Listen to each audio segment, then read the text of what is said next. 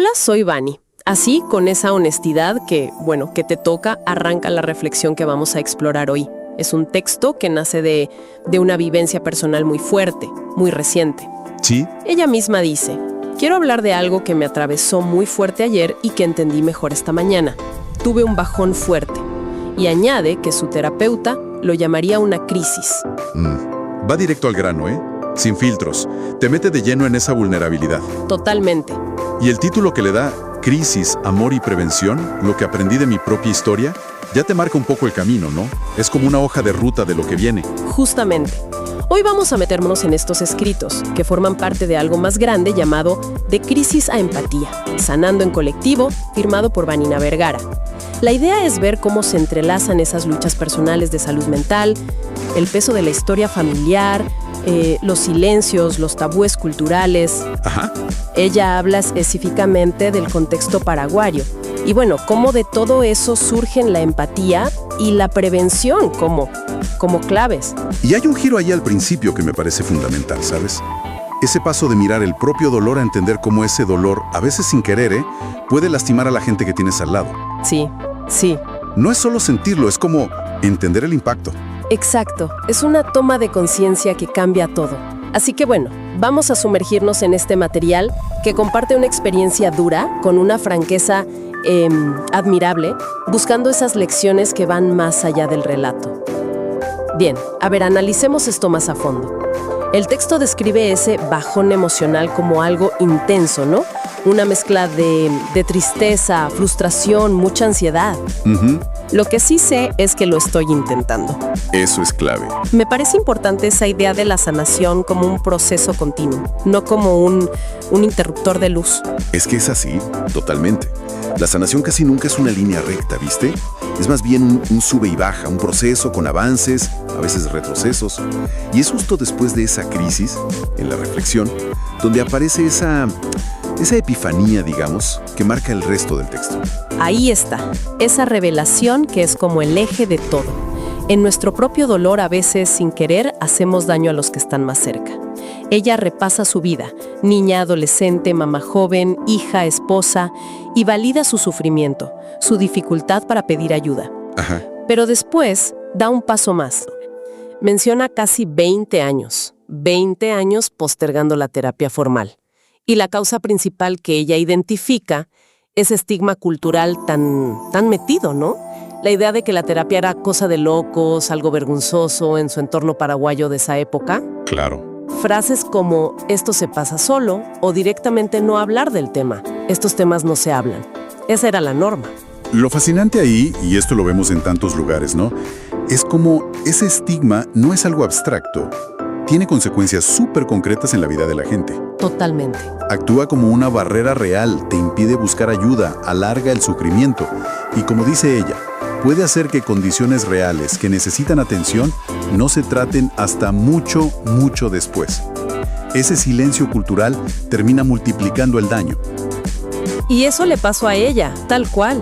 Describe que recibe un diagnóstico ya en sus 40. Ahí entiende que lo suyo tenía nombre, que era una condición real, no un malestar pasajero. Pero lo crucial es cómo conecta esa demora, esa lucha interna en silencio por años, con el efecto dominó en su gente cercana. Claro. Ya no era solo su problema. Esa conexión entre lo personal que se guarda y el impacto en las relaciones es un hilo conductor fuerte. Y muchas veces, como sugiere el texto, ese impacto no se queda en la generación actual, viene de más atrás. Definitivamente. Ella habla del duelo reciente por su madre, que falleció hace 10 meses, y de ver a su padre lidiando con su propio dolor. Dice algo como un duelo y una depresión que lo atrapa, pero que aún le cuesta cuidarse. ¡Qué fuerte! Pero lo interesante es que no lo dice con juicio, ¿sabes? Hay un intento real de comprender. Si conectamos eso con el panorama más amplio que pinta el texto, ves cómo emerge un patrón, ¿no? Un patrón intergeneracional. La autora piensa en sus padres no como figuras perfectas, sino como personas que también tuvieron sus batallas, infancias difíciles. Sí. Que cargaron, como dice ella, sus propias mochilas sin saber cómo aligerarlas. Hasta menciona una frase de su psiquiatra sobre ellos que es dura, pero reveladora. Probablemente no fueron felices. Uf, esa frase es potente, sí, te deja pensando. Pero también sirve de puente hacia la empatía, ¿no?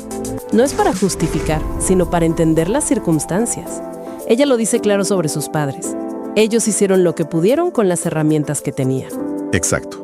Es un acto de compasión ver a los padres así, como seres humanos complejos con sus heridas, sus límites. Y es interesante cómo esa misma lógica, esa misma compasión de hacer lo que se puede con lo que se tiene, la aplica después a sí misma. Pero le añade una capa más, la responsabilidad por el impacto de sus propias luchas. Así es, reconoce. Yo también hice lo que pude con las herramientas que tenía. Pero no se queda ahí, que sería solo autocompasión. Admite que su tristeza, su ansiedad, su forma de manejar o no manejar su mundo interior lastimó a gente querida. El texto incluye una disculpa muy, muy sentida. Algo como, lo siento si mi dolor, si mi proceso, los hirieron. Porque cuando estás rota y no sabes por qué, tomas decisiones que, sin querer, hacen daño. Y acá hay una distinción que el texto marca y que me parece crucial, para entender la profundidad de esto. Dice que esa disculpa viene del amor, no de la culpa. Ah, qué interesante. Claro, porque la culpa, tiende a mirar para atrás, a anclarte en el error, a veces te paraliza. Pero una disculpa que nace del amor, como lo plantea ella, tiene una intención de reparar, busca reconectar, mira hacia un futuro distinto en las relaciones, más sano. No es para cargarse más peso, sino para intentar sanar los vínculos. Y lo conecta directamente con esa idea de cortar la cadena pesada que se transmite de generación en generación. Esa disculpa desde el amor se vuelve una herramienta para intentar romper ese ciclo de dolor que a veces pasa de padres a hijos casi sin darnos cuenta. Justamente. Reconocer el impacto no es para castigarse, es para liberar, para construir diferente. Es asumir la responsabilidad desde un lugar de cuidado, no de autoflagelación. Y todo este camino de mirar hacia adentro, de conectar los puntos entre su experiencia, su familia, su cultura, la lleva a un llamado muy claro: la necesidad de prevenir y de cultivar la empatía. Sí. Insiste mucho en la importancia de hablar, de buscar ayuda profesional sin vergüenza y sobre todo sin esas demoras larguísimas que ella misma vivió. El texto también reconoce que algo está cambiando, ¿no?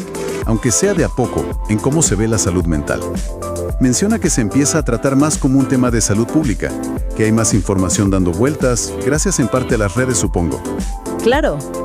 E incluso cita ejemplos como el Ministerio de la Soledad en Inglaterra, como una señal de que a nivel institucional, se empieza a tomar conciencia. Sí, y para quitarle ese estigma, esa cosa de locura a la terapia, usa una analogía que es muy gráfica, muy buena.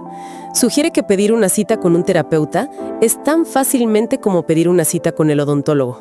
Caja, ojalá fuera siempre así de fácil. Ojalá, pero la intención es clara: normalizar el cuidado de la salud mental, sacarle ese peso que paraliza. Y esto nos lleva a pensar en nuestra responsabilidad como sociedad, ¿no? Algo que el texto sugiere. Ella no solo cuenta su historia, invita a llevar esas conversaciones a otros lados, la familia, la escuela, y refuerza la empatía con esa imagen tan potente. No sabemos qué mochila lleva la persona que tenemos al lado. Exacto. Es un llamado a mirar más allá de lo que se ve a simple vista. Y es una aclaración importante, que vale la pena destacar. Entender el dolor o la mochila del otro no es justificar el maltrato o las conductas dañinas. No va por ahí. No, claro. Se trata de comprender que, detrás de muchas actitudes, hay una persona que no sabe qué hacer con su propio peso. Es intentar entender de dónde vienen ciertas cosas, sin necesariamente disculparlas. Exacto. Es como una compasión informada, digamos. No quedarse en la superficie del comportamiento, sino preguntarse qué puede haber detrás, sin que eso quite la responsabilidad por los actos. A pesar de lo duro del relato, de la crisis, del dolor, el tono que queda flotando al final es de esperanza, ¿sabes? La autora expresa gratitud. Dice algo como: agradezco al universo, a mi Dios, como quieran llamarlo, que se puede. Una gratitud por haber encontrado herramientas, apoyo, por sentirse sostenida. Y repite ese mensaje central de que sí, es posible, sí se puede, incluso sabiendo que va a haber bajones, que el camino no es fácil ni rápido. Es una esperanza realista, anclada en cómo son estos procesos, no en una fantasía de curación mágica. Destaca también el valor enorme del apoyo, a veces en lo más simple. Un sí se puede, un te ayudo, gestos que pueden hacer una diferencia gigante. Sí, sí. Y el texto cierra con un mensaje directo, casi como un abrazo para quien está escuchando y quizás pasando por algo parecido. No estás solo, no estás sola, siempre se puede buscar ayuda, un día a la vez. Es un cierre que como que envuelve todo el viaje que hicimos, ¿no? Empezamos con una crisis súper personal. Seguimos el hilo hasta entender cómo impacta en las relaciones. Exploramos las raíces en la familia, en la cultura del silencio. Vimos cómo llega esa aceptación y a esa disculpa que busca sanar desde el amor, no desde la culpa. Y al final emerge esta defensa fuerte de hablar abiertamente de salud mental, de cuidarnos preventivamente y de usar la empatía como herramienta colectiva. Entonces, ¿qué nos llevamos de todo esto? Creo que el mensaje clave que resuena es que la salud mental no es algo solo individual, no, está súper conectada con nuestra familia, nuestra cultura, nuestra comunidad. Totalmente. Romper esos ciclos de dolor necesita una valentía enorme para ser vulnerables, para mirarnos con honestidad. También requiere cultivar una empatía activa hacia los demás y hacia una misma. Y fundamentalmente implica normalizar eso de buscar ayuda, sin vergüenza, sin esperar a estar en el fondo del pozo. Precisamente. Y tal vez como para llevar esta reflexión un poquito más allá, podríamos preguntarnos, inspirados por este texto, ¿qué conversaciones sobre bienestar emocional todavía nos faltan en nuestros propios círculos? En nuestras familias, con amigos, en el trabajo. Buena pregunta. Y quizá lo más importante, ¿cómo podríamos empezar esas conversaciones con empatía de verdad? Dejando el juicio del lado, reconociendo que todos, de alguna forma, podríamos estar cargando nuestras propias mochilas en silencio.